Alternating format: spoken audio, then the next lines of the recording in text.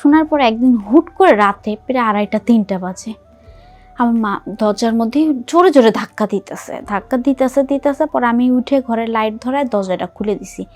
আপনারা বিশ্বাস করবেন না, কি বলবো, ছি, আমার বলার মতন কোনো ভাষা নেই। খুলে দেখি সে আমার মামা শ্বশুর। পরে দিয়ে সে যখন ঘরের দরজাটা খোলার পর ঘরে ঢুকে ঠাস করে দরজাটা আটকায় দিয়ে আমাকে কোলে তুলে নিয়ে বিছনায় গেল।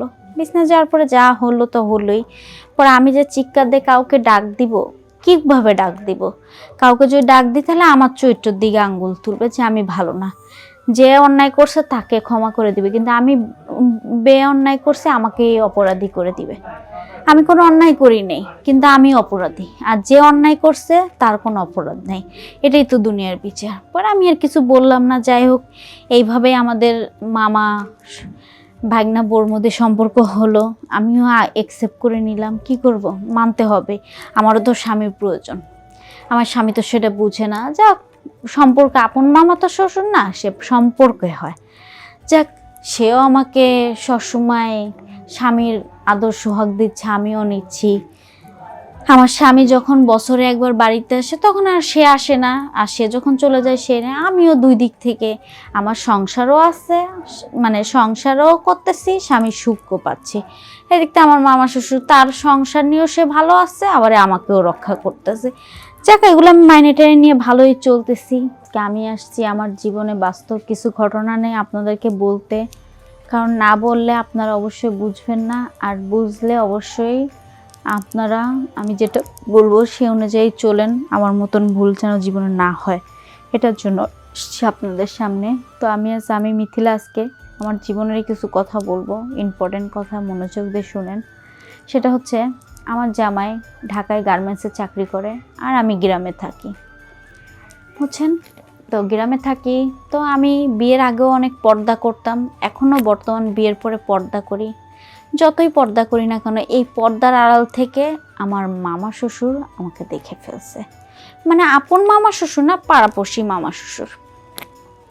যাক, দেখে ফেলছে, সে তো আমাকে বিয়ের আগেও দেখছে। তো যা দেখে ফেলছে, এখন আমার স্বামীও বছরে একবার মানে বাড়িতে আসে। তো বছরে একবার যখন একটা মেয়ের স্বামী বাড়িতে আসে, তাহলে সেই মেয়েটা একটা বছর কিভাবে থাকে? যাই হোক, আমি এভাবে আসছিলাম, কিন্তু আর ওইভাবে থাকতে পারি নাই। কথায় আছে না, সঙ্গ দোষে অঙ্গ নষ্ট হয়। তা আমার কিছু সঙ্গ দোষে আমার অঙ্গ নষ্ট হয়েছে। এরকম নষ্ট যেন কেউ না হয়, সেটার জন্য আজকে আমি বলতেছি আমার জীবনের বাস্তব কথাটা।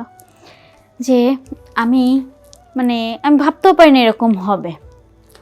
তো একদিন আমার মামা শ্বশুর আমার বাড়িতে এসে বলতেছে যে, মিথিলা, তোমাকে না আমার খুব পছন্দ। পরে আমি এবারই বললাম, ছি মামা, আপনি কি বলেন? আপনি আমার মামা শ্বশুর হন, আর আপনার ভাগ্নের সাথে আপনি আমাকে বিয়ে দিয়ে নিয়েছেন, আপনি কেমন কথা বলতেছেন? তা আমি এবার অনেক রাগারাগি করে পরে আমি হেসে দিয়ে বলছি, মামা, আপনি তো আমার আসলে আপন মামা শ্বশুর হন না পাড়াপড়শি মামা শ্বশুর হন? আপনি আমাকে দেখে আপনার ভাগ্নের সাথে বিয়ে দিয়ে নিয়ে আসছেন। যাই হোক, আপনারই যদি আমার এত পছন্দ হলে আপনি ভাগ্নের সাথে বিয়ে দিয়ে নিয়ে আসছেন, আপনিই বিয়ে করতেন। আপনি কিভাবে বিয়ে করবেন? আপনার তো বউ আছে। বুদা ফাইজলামি আলাপ। পরে আমার মামা শ্বশুর আমার হাতটা ধরে বললো, দেখো মিথিলা, তোমাকে আমি সত্যিকারে পছন্দ করি। তোমাকে আমার পছন্দ হয়েছে বলেই তো আমার ভাগ্নের সাথে তোমাকে আমি তোমাকে আমার ভাগনা বউ করে নিয়ে আসছি। তুমি তো বুঝো না, তুমি তো বলো, কিন্তু আমি তোমাকে বুঝাই বলি। যাই হোক, সে আমাকে অনেক রোমান্টিক কথা বললো যে তুমি অনেক সুন্দর। আমার ভাগনা তো বলো, তোমার মতো এত সুন্দর বউ থুয়ে তা সে ঢাকায় গার্মেন্টসে চাকরি করে। যাই হোক, অনেক কথাই বললো। বলার পর আমি এবারে মুচকে হাসি বলি, মামা, আপনি ঠিকই আমার দুঃখটা বুঝতে পারছেন, কিন্তু কিছু করার নাই, টাকা পয়সা প্রয়োজন এখনকার জগতে। খালি স্বামীর প্রয়োজন এমন না, স্বামীর প্রয়োজন আমার আছে, কারণ এই বয়সে আমার স্বামীর প্রয়োজন। যাই হোক, আমার মামা শ্বশুর কথাগুলো অনেক শুনে, তাকে তো মামা শ্বশুর বলি, সে আমাকে যতই করুক। পরে যাক, তার কথাবার্তা শুনছি। শোনার পর একদিন হুট করে রাতে প্রায় 2:30-3টা বাজে আমার মা দরজার মধ্যে জোরে জোরে ধাক্কা দিতেছে পরে আমি উঠে ঘরে লাইট ধরায় দরজাটা খুলে দিছি। আপনারা বিশ্বাস করবেন না, কি বলবো, ছি, আমার বলার মতন কোনো ভাষা নেই। খুলে দেখি সে আমার মামা শ্বশুর। পরে দিয়ে সে যখন ঘরের দরজাটা খোলার পর ঘরে ঢুকে ঠাস করে দরজাটা আটকায় দিয়ে আমাকে কোলে তুলে নিয়ে বিছনায় গেল। বিছনায় যাওয়ার পরে যা হলো তো হলোই। পরে আমি যে চিৎকার দিয়ে কাউকে ডাক দিব, কীভাবে ডাক দিব? কাউকে যদি ডাক দিই তাহলে আমার চরিত্রের দিকে আঙ্গুল তুলবে যে আমি ভালো না। যে অন্যায় করছে তাকে ক্ষমা করে দিবে, কিন্তু আমি অন্যায় করছে আমাকে অপরাধী করে দিবে। আমি কোনো অন্যায় করি নাই, কিন্তু আমি অপরাধী, আর যে অন্যায় করছে তার কোনো অপরাধ নেই। এটাই তো দুনিয়ার বিচার। পরে আমি আর কিছু বললাম না। যাই হোক, এইভাবেই আমাদের মামা ভাগনা বোর মধ্যে সম্পর্ক হলো। আমিও অ্যাকসেপ্ট করে নিলাম। কি করব, মানতে হবে, আমারও তো স্বামীর প্রয়োজন। আমার স্বামী তো সেটা বুঝে না। যাক, সম্পর্ক, আপন মামা তো শ্বশুর না, সে সম্পর্কে হয়। যাক, সেও আমাকে সবসময় স্বামীর আদর সোহাগ দিচ্ছে, আমিও নিচ্ছি। আমার স্বামী যখন বছরে একবার বাড়িতে আসে তখন আর সে আসে না, আর সে যখন চলে যায় সে নেয়। আমিও দুই দিক থেকে, আমার সংসারও আছে, মানে সংসারও করতেছি, স্বামীর সুখও পাচ্ছি। এদিকটা আমার মামা শ্বশুর, তার সংসার নিয়েও সে ভালো আছে, আবার আমাকেও রক্ষা করতেছে। যাক, এগুলো আমি মাইনে টেনে নিয়ে ভালোই ভালোই চলতেছি, বুঝছেন।